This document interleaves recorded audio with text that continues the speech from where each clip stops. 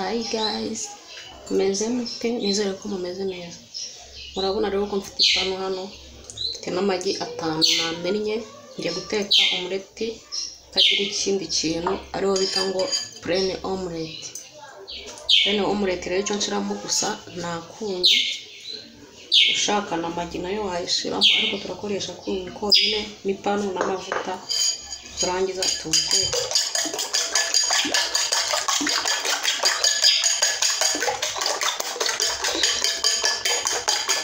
Hari ubwoko bwinshi bw'umuleti, hari umuleti ubamo jambo, hari umuleti ubamo sosiso, hari umuleti ubamo umuceri. Rero uteka bitewe n'uwo ushaka.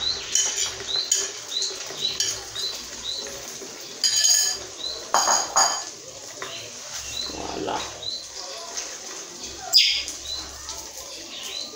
Plain omelette na magi gusa nakunye, nimpagakunda nako kakareka, nakamagi cyangwa ka black pepper niba gakunda kagashiramo.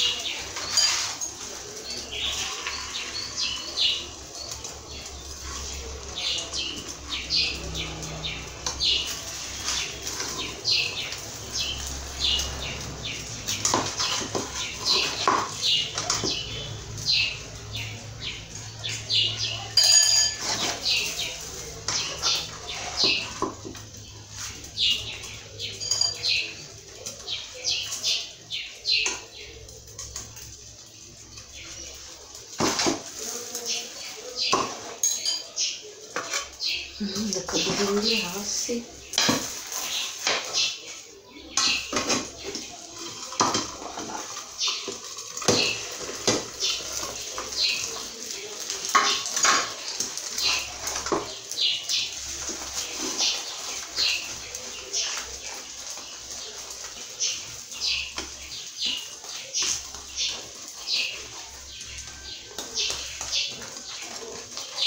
Larissa!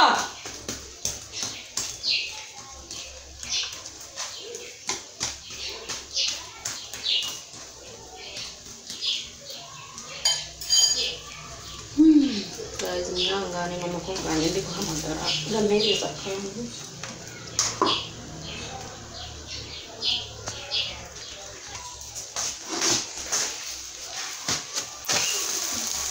Guys, mwabonye rero ko umureti utarimo ibirungo no kuwuterera urawuterera kugira ngo uhindure, ariko urimo ibirungo uhita ushwanyagurikira mu kirere. Umureti wanjye rero plain omelette naturelle urahiye. Reka nawo tuwarure.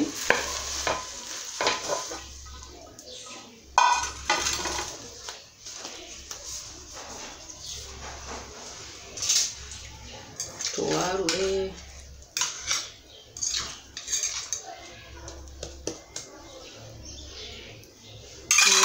Bene kuwurya bawurya. Guys, nuko nteka ari omelette naturelle. Niba hari ukundi muwuteka namwe muzatwigisha. Mwakoze, Imana ibarinde. Ciao ciao.